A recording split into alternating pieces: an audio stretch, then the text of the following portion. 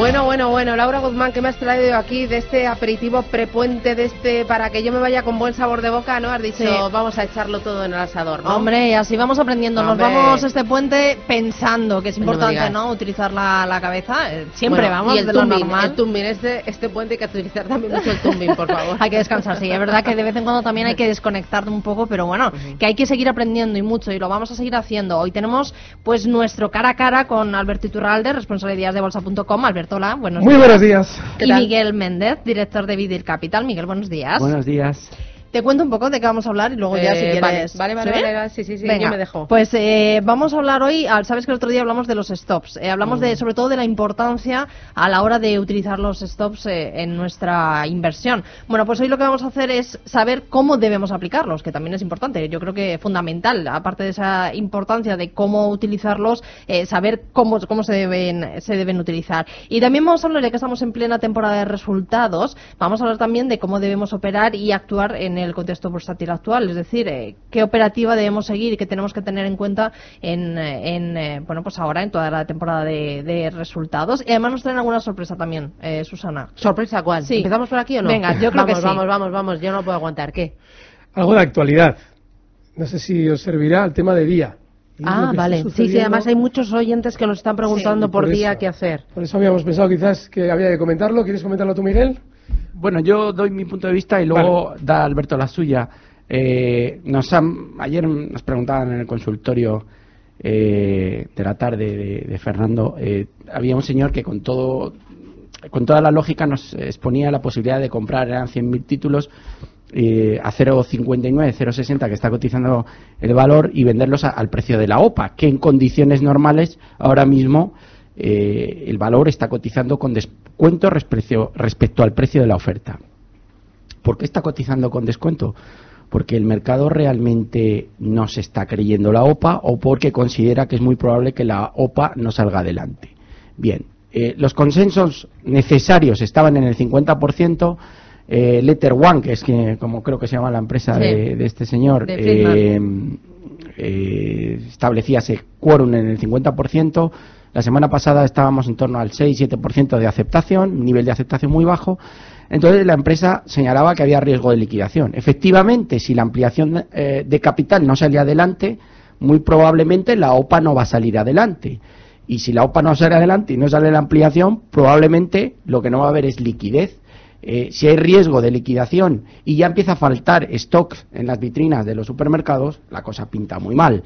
Yo esta semana pasada a los clientes que tenían un residuo de valores de día les aconsejé venta a mercado, porque no tiene mucho sentido que por un 7, 8 o 10% más de prima del precio de la OPA respecto al valor de la cotización nos arriesguemos a perder un 90% de lo que nos queda o de lo que hemos invertido, porque hay gente que todavía tiene ganas de entrar a este precio. Evidentemente la rentabilidad ratio-riesgo no sale. Si la OPA no sale adelante, Día puede desplomarse a 0,01 o a 0,10.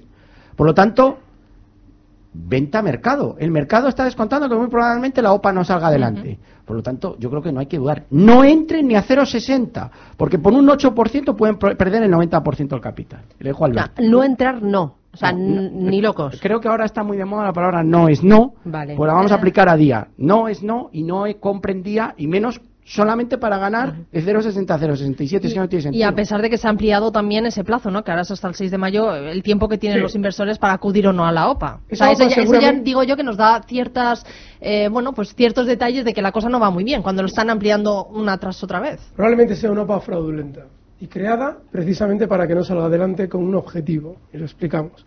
Desde que Friedman ha entrado en el valor, toda su intención ha sido tumbar el precio el máximo posible. Yo en su día establecí la más probable hipótesis, que era despedazar completamente la compañía. Y el miércoles pasado, con Gemma González, hace 6 días, explicaba que si el valor estaba tan por debajo del precio de la OPA, es por una razón muy sencilla, y es que Friedman, una vez que el valor ha caído por debajo de 0,60, estuvo en 0,53, 0,55, lo que hace es, para lavar su imagen, tirando el valor, lanza una OPA a 0,67. Y a la vez que lanza la OPA, comienzan a vender títulos. Los venden por debajo de 0,67. Todo el mundo que entra comprador lo hace creyendo en que el valor se lo van a pagar a 0,67, pero Friedman ha, con mucha astucia, incluido una condición, que es la de que tiene que haber un nivel de aceptación X, y si no hay ese nivel de aceptación, te quedas sin OPA. ¿Qué es lo que está haciendo probablemente? Facilitar la salida de más títulos a un precio más caro del que podría si estuviera el valor a 0,53.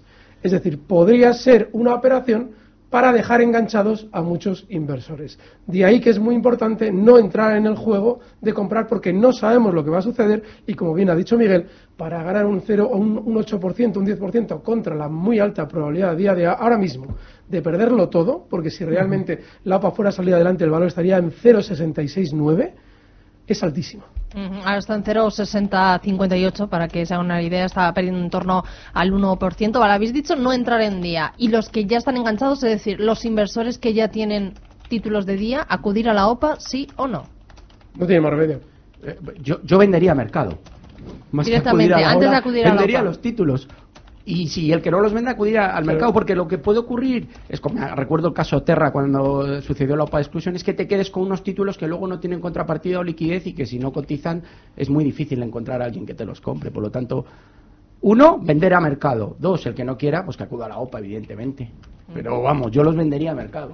Tal cual. Es así, es decir, tú no puedes estar dentro de un precio en el que tienes al enemigo dentro. ¿Por qué? Porque a la gente está muy equivocada cuando cree, no, es que él va a perder dinero. No va a perder dinero. Si él consigue que esa empresa valga cero y sin embargo tiene una cantidad de activos que él puede luego utilizar, lo que pasa es que la gente cree que el valor bursátil se corresponde con la realidad y no es así. De hecho, es muy divertido escuchar a muchos de los accionistas importantes dentro de los minoritarios decir, no acudan a la OPA. Coño, compra. Ya. Si tú tienes el 3% y esto vale 2 o 3 euros, como tú dices, ponte comprador de manera determinada a 0,60 lo que tú dices que vale 2 o 3 euros. Y sin embargo no entran compradores. Te están diciendo, vete tú, que a mí me da la risa. Ya. Claro. Hay otra cuestión que yo creo que tenemos que ver, es que ¿por qué no entra un tercero en liza, en juego? ¿Por qué no hay otro comprador? Es decir, es una operación en la que parece que solamente está Friedman y no hay más compradores, no hay más compañías del sector interesadas. Cuando menos parece extraño. Probablemente no valga lo que dicen que vale, pero bueno. Bueno, pues si te parece vamos a empezar a hablar ya un poquito, después de esta sorpresa, hablando un poco de día y que está, la verdad, es que es el protagonista de las últimas semanas en bolsa. Vamos a hablar de los stops. El otro día hablamos de la importancia de aplicarlos y ahora vamos a saber pues cómo tenemos que aplicarlo, ¿no? ¿Qué nos tenemos que fijar o en qué nos tenemos que fijar para aplicar un stop? Es un aspecto sobre todo técnico, en el sentido de que, desgraciadamente, no tenemos más que el gráfico, pero el gráfico muchas veces desnudo de todo lo que hay detrás. Lo explico. Cuando en un precio se está produciendo un movimiento y de repente encontramos un mínimo importante, hay que entender que en ese punto ha habido mucha gente que ha salido vendedora y normalmente es una mano o muy pocas manos que gobiernan el precio las que han salido compradoras. Han aparecido compradoras. Eso significa que ese grupo de personas compradoras, por debajo de ahí perdería parte del dinero invertido o por lo menos introducido en el valor. Con lo cual, a la hora nosotros de especular en el mercado, tenemos que intentar detectar dónde están esas manos para entender que no lo van a dejar caer de ese punto, porque a partir de ahí pierden los fuertes. Y eso en el mercado no es regla del mercado, es antimercado. Entonces, a partir de ahí, lo que hay que detectar siempre es, por ejemplo, yo estos días atrás hablaba de Boeing. Boeing es un precio que después de haberse encontrado con los accidentes del 737 MAX, se ha producido una entrada masiva de dinero para corresponder a todas las ventas masivas que se estaban produciendo en el valor. Luego tú ya conoces un punto en el que hay una zona de soporte, que es $365. 365, ¿por qué?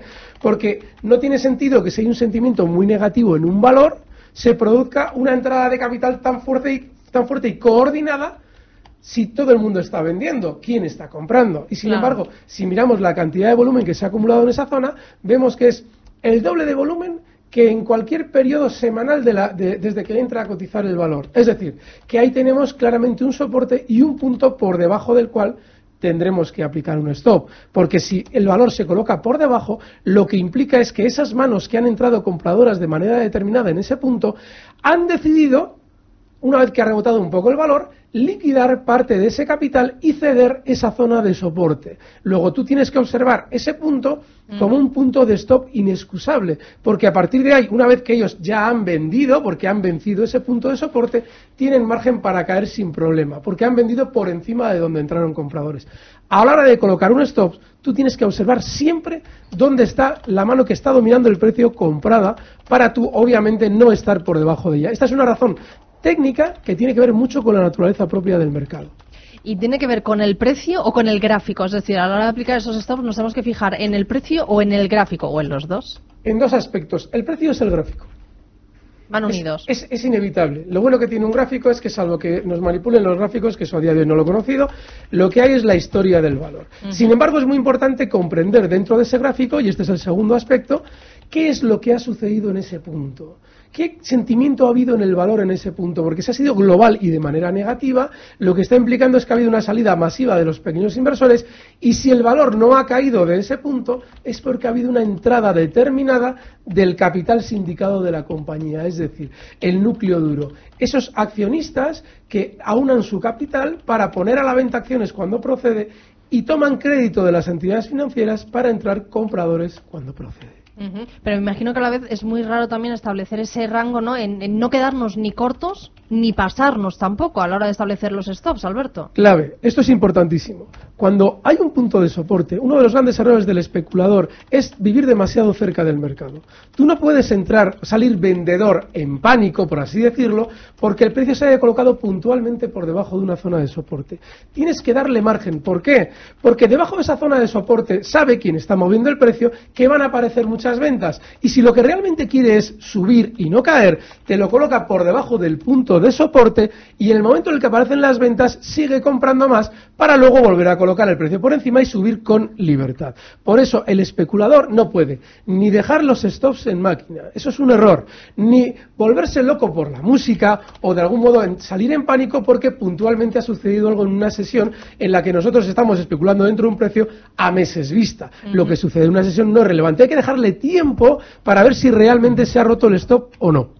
¿Y a la hora de aplicar los stops es igual que seas un inversor a largo que a corto? No, yo por ejemplo especulo en el DAX, yo tengo que buscar unos rangos de precio mucho menores, estamos hablando de barras de 15 minutos muchas veces. O sea, tienes que estar más pendiente, digamos, yo ¿no? Sí, es muy importante. Sin embargo, el especulador tranquilo, lo que tiene que hacer es precisamente no estar pendiente. Tiene que vigilarlo desde cierta distancia, pero no estar demasiado pendiente para que su psicología no se vea implicada en cometer un error, como el que acabamos de describir. ¿Qué otros errores se suelen cometer a la hora de establecer los stops? Porque yo creo que a la hora de operar es una de las cosas, de los aspectos más complicados también, ¿no? De Sí. aprender a hacer. Hay un error muy habitual y es el no darnos cuenta de que normalmente todo el mundo está enganchado en la misma zona en la que lo estamos nosotros. Así es que eso es importantísimo. Miguel, también, cuéntanos cómo Bueno, aplicas tú esos stops, que es más a largo plazo, no tan especulador como Alberto. Bueno, hay muchos puntos en el stop, pero... O sea, tú eres más a evidentemente- largo plazo que Iturralde, que es más a corto. No, bueno, su sistema es de especulación en el DAX y yo estoy más con carteras. Ah. Es diferente tipo de activo y diferente... Oye, de los operativo. dos, ¿quién tiene mejores resultados? Así, en frío. Claro, realmente. a ver, no, a ver. Especulamos con cosas diferentes. Ah, sí. Cada cartera de mi cliente puede tener una performance. Bueno, pero aunque porque- especulas con cosas diferentes, en platos diferentes, ¿quién tiene el mejor resultado? Bueno, yo decía No una cosa, me yo decía toreéis, una no me cosa, toreéis. Que Alberto, en su sistema de especulación del DAX, que he estado desayunando con él, Me van a torear. este mes lleva Hombre. más de 600 puntos de beneficio. Vale. Sí, pero bueno, la trayectoria de Miguel en ese sentido es inapelable, o sea, que eso es muy importante. Ya, bueno. Tan toreado, ¿eh? Ya Yo me ha quiero decir a la toreado, Susana. ya, a ver. No, el stop en el punto de entrada, por una parte, tenemos que tener en cuenta los valores, siempre lo digo, la volatilidad del activo, nunca poner un stop menos de un 3% en un valor, a mí me parece un suicidio. Pero luego hay que vigilar el gráfico, como bien decías. Y es muy importante el concepto del filtro. Mucha gente tiende a poner stop justo en el soporte, error, hay que darle un filtro al menos de un 1,5% por debajo del nivel de referencia del soporte. Y luego otro punto muy importante es la volatilidad del activo, ¿no? Otro punto importante, no solamente ya en la entrada a la hora de colocar el stop, sino cómo modificar los stops cuando vamos ganando en las posiciones ganadoras. Mucha gente va ganando y me dice, cierro la posición. Hay mucha Por gente miedo, ¿no? que tiene miedo a ganar. No, deje el valor correr y deje correr la ganancia. El stop hay que irle modificando progresivamente, pero siempre hay que dejar una cierta distancia desde el punto donde está la cotización al punto donde tenemos colocado el stop. Si ajustamos mucho el stop, nos va a saltar. Por lo tanto, vamos a dejar que ese movimiento vaya acompañando y vamos a dejar cierta distancia. ¿Cuánto es esa distancia? Puede ser un 3 o un 4%. Siempre lo digo, cuando ganamos un 5, lo ideal es ajustar el stop ya al punto de entrada al menos. Si somos un poco más agresivos, imaginaos que ganáis un 5% y os conformáis ya con un 3,5%. Podéis ajustar un stop ceñido, sabiendo que es muy probable que os salte el stop, porque ya os conformáis con esa ganancia. Imaginaos que la ganancia va al 10%. Yo colocaría un stop al 5 y dejaría otro 5 de margen para ver si el valor o la serie continúa subiendo. También hay que estar viendo un poco las noticias fundamentales y demás. Pero si sois agresivos, podéis colocar un stop a un 8% perfectamente y solo dejar un 2%, porque con ese 8 ya os conformáis y consideráis que es un rendimiento óptimo para ese trading, ¿no? Por lo tanto, es muy importante ese dinamismo a la hora de colocar los stops y modificarlos, no quedarnos parados, sino ir acompañando un poco a la serie. Sí, lo que está explicando Miguel es importantísimo. Sobre todo ha hecho referencia a una clave y es la volatilidad. Y es que el nerviosismo de un valor te debe a ti hacer tener una referencia matemática de si tienes que dejar una mayor amplitud o una menor amplitud. Esa clave es fundamental, porque en muchas ocasiones estamos en un activo especialmente tranquilo, ahí sí podemos, llegado el caso, fijar el stop relativamente ceñido. Sin embargo, sobre todo en chicharros, en valores tremendamente volátiles, el problema que tienes es que si ajustas al parámetro que nos explica Miguel, que es la volatilidad, vas a tener que dejar una amplitud que es peligrosísima, precisamente porque tienes que asumir mucha pérdida para el beneficio que vas a obtener. Vamos a hablar, porque nos queda poquito tiempo, y quería hablar también, ya que estamos en plena temporada de resultados, trucos. Decirme cómo valoráis, qué hacéis vosotros en esta época donde son resultados tras resultados. ¿Intentáis mirar, no sé, esas cuentas de las compañías antes de que se publiquen, la situación del valor en bolsa, cómo se está comportando? ¿Qué les podemos decir a los oyentes en esta época donde no hay aluvión, hay, no sé, tormentas directamente sobre resultados? Bueno, te voy a sintetizar rápidamente, a ver si nos da tiempo. Uno, buscamos los resultados. ¿Dónde los busco? Básicamente voy a dar las webs. Investing, que tiene una agenda de resultados muy buenas, y Mercado Americano Finviz, que puedes clasificar por capitalización, es una herramienta maravillosa. Bueno, aquí entre Economía los contamos también, ¿eh? Los vamos contando y los vamos actualizando. Investing y Finviz. Finviz, maravillosa web, es decir, es que yo es la que más manejo porque es una maravilla. Entonces ahí buscan el calendario de resultados.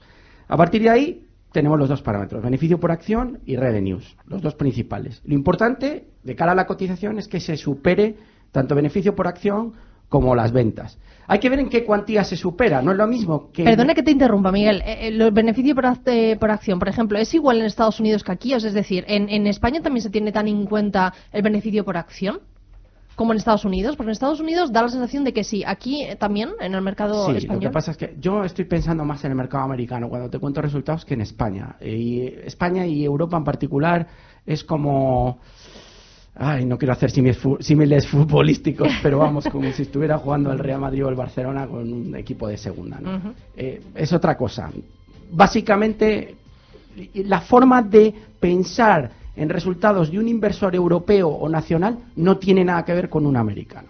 Nada, en absoluto. Ni las reacciones del mercado son exactamente igual. Todo lo que te cuento va más dirigido al mercado americano. Entonces, beneficio por acción, revenues. Si queremos saber cuál puede ser la perspectiva del valor antes de publicar resultados, primero tendremos que ver las noticias. Normalmente valores que están en máximos suelen publicar buenas cuentas. Valores que están en mínimos suelen decepcionar. Podemos ver las gráficas y esta herramienta nos da todo. Pero básicamente podemos buscar la sensación de Wall Street antes de que se publique un resultado poniendo earnings preview y el nombre de la compañía. Con eso vamos a tener un poco la sensación. Conoceremos el resultado en Seeking Alpha y a partir de ahí veremos la reacción en pre-market o en after. Y que nos vamos. Alberto Iturralde, Miguel Méndez. A los dos ha sido un placer. Se nos ha hecho corto, pero esto tiene truco. El objetivo es que os quedéis con ganas para que repitáis dentro de unos cuantos martes. Claro. Seguimos. Claro, está todo hecho con intención. Si tú nos invitas, seguimos. Pues nada, oye, que mil gracias. Cuidaros, Susana. Que disfrutéis del puente. Cuidado con el sol, mucha cremita. Y hasta la próxima. Adiós. Gracias, un fuerte abrazo. Adiós.